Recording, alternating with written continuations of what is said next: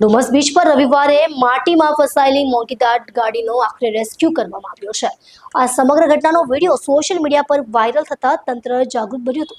ગાડી છેલ્લા 36 કલાકથી વધુ સમયથી બીચના કાદવમાં ફસાઈ હતી। ગઈકાલે મોડી રાત્રે જેસીબી મશીનની મદદથી આ ગાડીને બહાર કાઢવામાં આવી। ઘટના બાદ તાત્કાલિક કાર્યવાહી હાથ ધરાઈ છે।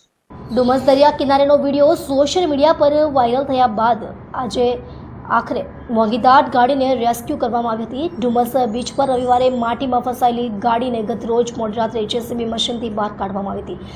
36 કલાકથી વધુના સમયથી ગાડી માટીમાં ફસાઈ હતી। ડુમસ પોલીસ દ્વારા ગાડીના માલિક સામે જાહેરનામાના ભંગનો ગુનો નોંધવામાં આવ્યો છે અને ગાડીના માલિકની પોલીસે ધરપકડ કરી હતી। પોલીસ દ્વારા જણાવવામાં આવ્યું કે ઇન્સ્યોરન્સ કંપનીમાં જાણ કરી ગાડીનો વીમો કેન્સલ કરવામાં આવશે અને આવા ઇસમો બીજી વાર આવું ન કરે એ માટે કડક કાર્યવાહી કરવામાં આવશે। ડુમસ પોલીસની પેટ્રોલિંગના અભાવના કારણે અવારનવાર આવા બનાવો સામે આવતા હોય છે।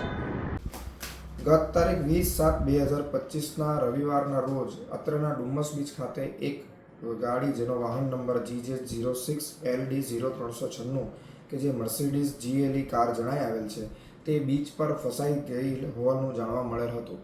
વધુ તપાસ કરતા આ વાહનના માલિક કે જેનું નામ અક્ષર અબ્દુલ્લા શાહ છે તથા જેઓની ઉંમર વર્ષ 50 જેટલી છે તેઓને ઝડપી પાડવામાં આવેલ તથા વધુ પૂછપરછમાં જાણવા મળેલ છે કે તેઓ રવિવારના રોજ વહેલી સવારે પોતાની પત્ની સાથે વાહન લઈ બીચ ખાતે ફરવા આવેલ હતા તથા બીચ પર આવેલ સ્ટોલ ધારકો પોતાનો માલ સામાન લઈ જતા હોય તેમની પાછળ તેઓ પણ બીચ સુધી પહોંચી ગયેલ હતા।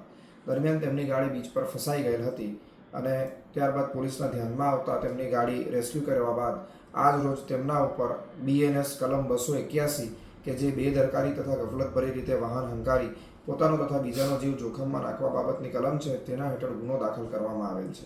એટલું જ નહીં પરંતુ આવો બેદરકારી ભર્યા કૃત્યો કરવાવાળી વ્યક્તિઓને બોધપાઠ મળે એ હેતુથી આ વ્યક્તિની ગાડીનો ઇન્સ્યોરન્સ જે કંપનીનો છે તેઓને રિપોર્ટ કરવામાં આવશે કે જેથી આ ગાડીનો તેઓ વીમો ન મેળવી શકે।